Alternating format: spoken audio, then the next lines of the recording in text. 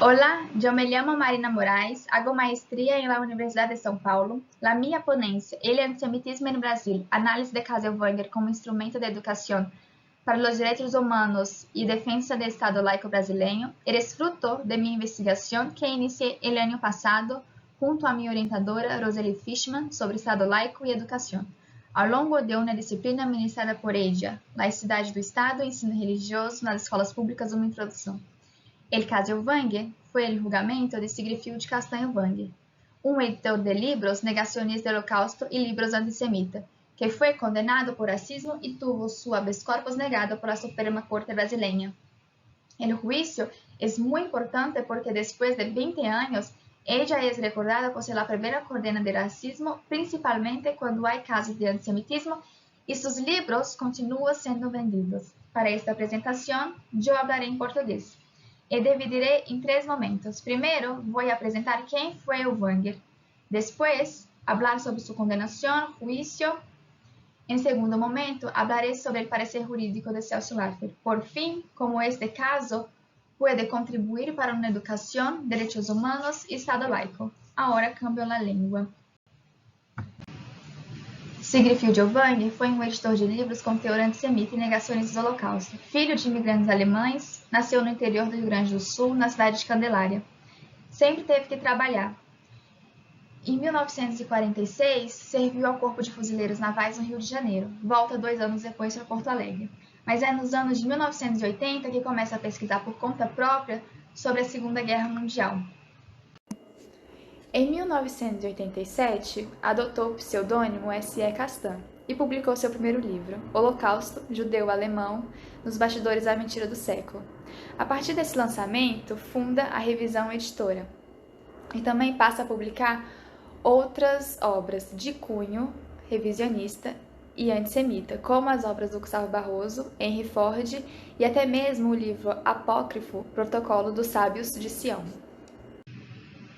O processo contra o Wanger vai começar em julho de 1980, quando a MOPAR, Movimento Popular Antirracismo formado pelo Movimento Negro de Porto Alegre e pelo Movimento de Justiça e Direitos Humanos e membros da comunidade judaica, apresenta ao Ministério Público queixa-crime ao chefe de polícia do estado do Rio Grande do Sul contra a editora, e eles tinham o respaldo da Associação de Sobreviventes do Holocausto. O inquérito policial foi instaurado em outubro de 1990. E junto ao depoimento do membro da MOPAR, Francisco Correia Barbosa, foi anexado texto recém-aprovado da Lei 8.081/90. A MOPAR atuou como assistente de acusação. Em novembro de 1991, o Ministério Público do Rio Grande do Sul denunciou o editor Sigfrido Wanger por racismo, conforme o artigo 20 da Lei 7.769, com a redação dada pela Lei 8.081/90, na qualidade dos escritor e sócio-dirigente da Revisão Editora. A doutora Ângela Brito, promotora de justiça, que subscreveu a peça acusatória, afirmou que eram obras com mensagem antissemita, racista, incitando e induzindo a discriminação racial, despertando um sentimento de ódio, desprezo e preconceito contra o povo de origem judaica. Assim, a denúncia foi encaminhada para a 8ª Vara Criminal. Ainda em novembro de 1991, foi determinada a busca e apreensão de todos os exemplares das obras revisionistas.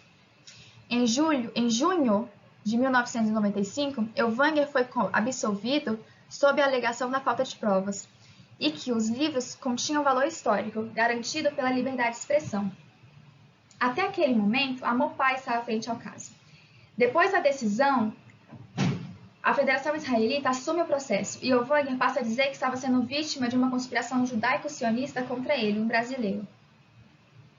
Mediante a absolvição em primeira instância, a Federação Israelita e o advogado membro da MOPAR recorreram da decisão em instância superior, alegando nulidade por ausência de motivação do decísio e desvio do objeto da causa, a linha ideológica da editora do réu, que incitava ódio racial, induzindo a discriminação contra o povo judeu e não censura, como fez parecer ser. Em segunda instância, o Ministério Público impugna a sentença de primeiro grau e Wanger foi condenado por racismo. A decisão final se deu em 31 de outubro de 1996, na 3ª Câmara Criminal do Tribunal de Justiça do Rio Grande do Sul, onde Wanger foi condenado pelo crime de racismo a 2 anos de reclusão com suspensão condicional da pena por 4 anos. Para o desembargador Fernando Mottola, o réu não pode usar o argumento da liberdade de manifestação do pensamento, porque este não é restrito, além de atravessar a ideia de igualdade, que é o elemento fundamental da Constituição. Elvanger cumpriu a pena em prestação de serviço a uma instituição católica. Um adendo: o crime de racismo não prescreve. E é por esse motivo que Elvanger, por meio de seus advogados, entra 2 vezes com pedido de habeas corpus ao STF. O primeiro pedido alegava que os judeus não eram raça e que o crime praticado por Sigfrid Elvanger é o de incitamento contra judeus e não da prática de racismo. Dessa maneira, o impetrante quer afastar a imprescritibilidade do delito cometido. O primeiro pedido foi em 22 de novembro de 2000. Os advogados de Elvanger impetram o habeas corpus, alegando que a Lei 7.716/89, com redação original, era destinada aos crimes de preconceito de raça e de cor, sendo essa noção conceitual de racismo, seguindo a realidade histórica, e que a tipificação foi ampliada para abarcar etnia, religião e procedência nacional. Mas a imprescritibilidade ainda seriam motivos raciais. Manteve a justificativa de que incitamento contra judeus não era prática de racismo, como disse a Constituição, uma vez que judeidade não seria raça, segundo antropólogos, sociólogos rabios, de uma pesquisa que ele mesmo fez, e que judeus combateram energicamente a doutrina nacional socialista alemã, e que institucionalizar judeu como tipo racial é uma conveniência política. A quinta turma do Supremo, em dezembro de 2001, denegou em maioria, e em março de 2002 é publicado o acórdão no Diário de Justiça. O segundo pedido de habeas corpus acontece em setembro de 2002, e os advogados de Elvanger impetram outro habeas corpus. Mas ainda em outubro de 2002, o subprocurador-geral da República, Cláudio Lemes Fonteles, se manifestou pela denegação da ordem. Os votos dos ministros ocorreram entre 12 de dezembro de 2002 e 17 de setembro de 2003, sendo o acórdão de julgamento do Diário da Justiça em março de 2004, que indeferiu por maioria o pedido de habeas corpus. O ministro relator Moreira Alves, os ministros Carlos Aires Brito e Marco Aurélio Mello concederam a ordem. O relator Moreira Alves fala que o crime não é de racismo, e sim discriminação, e, portanto, já estaria prescrito. Marco Aurélio e Aires Brito seguem a linha da defesa da manifestação do pensamento, da liberdade da manifestação do pensamento. Os ministros Maurício Correia, Celso de Mello, Gilmar Mendes, Carlos Veloso, Nelson Jobim, Ellen Grace, César Peluso e Sepúlveda Pertence denegam a ordem, e esses ministros usam como argumento a perseguição judaica no nazismo e usam do parecer do Celso Laffer para sustentar esse argumento. O professor de Direito da Universidade de São Paulo, Celso Laffer, entra em cena como amicus curiae, emitindo um parecer que apresente subsídios sobre assuntos que seriam desconhecimento dos ministros, e no caso foi do antissemitismo como uma prática de racismo. Em entrevista à TV Justiça, fala que a ideia do julgamento ter a figura do amicus curiae partiu do ministro Celso de Mello, e quem entregou o parecer ao ministro relator Moreira Alves foi o rabino Henri Sobel. Os principais argumentos de Laffer são, primeiro, o artigo 5º da Constituição Federal Brasileira de 1988, artigo que garante direitos aos cidadãos, iniciando com a afirmação de que todos são iguais perante a lei, mas que aquele que se sentir ofendido pode pedir reparação, além da imprescritibilidade do crime de racismo em caso de condenação. Ou seja, a liberdade de expressão é uma coisa, discurso de ódio é outra, e essa deve ser punido. A segunda argumentação parte de diferentes argumentações das diferentes declarações, como da Unesco, Conferência Mundial de Durban e das Nações Unidas. As organizações internacionais, como a Assembleia Geral da ONU, de dezembro de 1998, na sua Resolução 623, especifica antissemitismo como forma contemporânea e não apenas histórica de racismo e de discriminação racial.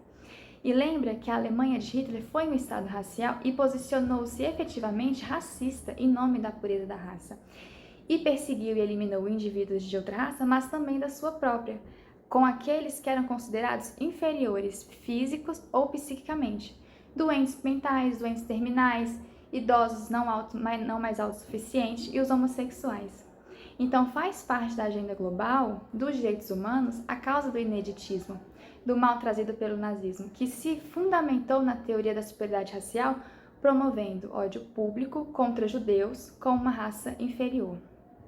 Outro argumento, com relação à Declaração de Durban, os itens 58, 61 e 86 sugerem que o Holocausto jamais deverá ser esquecido e reconhece e se preocupa com o aumento do antissemitismo, a islamofobia ao redor do mundo, a partir de grupos que disparam ideias discriminatórias contra as comunidades judaicas, muçulmanas e árabes, e que essas ideias baseadas na superioridade ou ódio racial devem ser declaradas como delitos puníveis pela lei, como institui a Convenção Internacional para a Eliminação de Todas as Formas de Discriminação.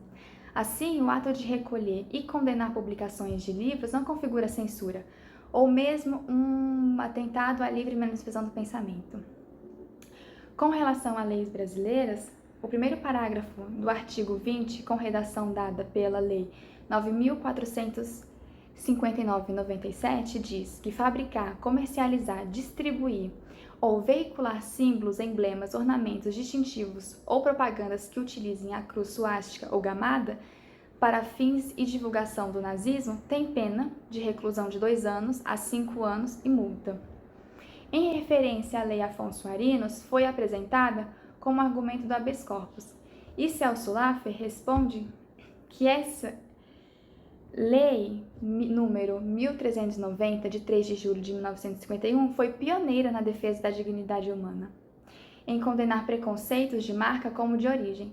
É a lei que aparelha a afirmação dos direitos humanos no Brasil. A prática de racismo ou antissemitismo é um fenômeno social que independe de um inexistente e impreciso conceito de raça. A prática de racismo na história do Brasil ocasionaram importantes consequências entre aqueles que foram vitimados pelas discriminações, notadamente entre negros, indígenas, ciganos e judeus. Celso Laffer é definitivo. O crime de Sigrid-Wang foi da prática de racismo. A Convenção de 1965 qualifica em seu primeiro artigo como discriminação racial qualquer distinção, exclusão, restrição ou preferência baseada em raça, cor, descendência ou origem nacional, e estipula em seu artigo 4º como delito a difusão de ideias baseadas na superioridade ou ódio racial, ou qualquer incitamento à discriminação racial, tal como definiu o artigo 1. Finalizo a apresentação com o debate proposto do caso Ellwanger e do parecer do Celso Laffer serem instrumentos jurídicos que auxiliem na temática da educação para os direitos humanos e defesa do Estado laico, fazendo com que se compreenda que as leis não possuem uma interpretação aleatória, mas sim fincadas em princípios democráticos que abominam qualquer tipo de repressão e totalitarismo, compreendendo a pluralidade humana e fazer com que os esforços sejam para falar sobre tolerância, compreensão do universalismo, a própria inserção internacional sobre a diversidade. O Estado laico separa o que é Estado e a crença que está no âmbito privado. É expansivo e promove ações de inclusão combatendo preconceitos e discriminação do crer e o não crer. Reforça a busca por uma construção de igualdade. Se autônomo é sua principal característica e garante assistência a todos, independente da origem. O caráter laico do Estado brasileiro é garantido pelo artigo 5º da Constituição de 1988 e do artigo 19 da mesma Constituição, especialmente no inciso 1º e no 3º, que proíbe que o Estado professe uma religião ou tenha uma preferência e que também estabelece a proibição de distinção entre brasileiros ou de preferência entre si. A laicidade garante a proteção das liberdades individuais, a dignidade, a democracia, diversidade étnica, racial, linguística e nos costumes. O antissemitismo não foi superado, e as ideias e publicações de obras e cunho nazista e negacionistas do Holocausto seguem circulando. O antissemitismo atravessa ao longo dos séculos por meio da discriminação e xenofobia, que identifica nacionalidade e religião como tipo de racismo. Para a defesa da democracia e manutenção do Estado laico, o caso Ellwanger se mostra exemplar em como as esferas jurídicas compreenderam que não se tratava de censura, mas sim de disseminação do discurso de ódio contra um povo, e que, quando evocados, são em termos raciais sob o manto da discriminação.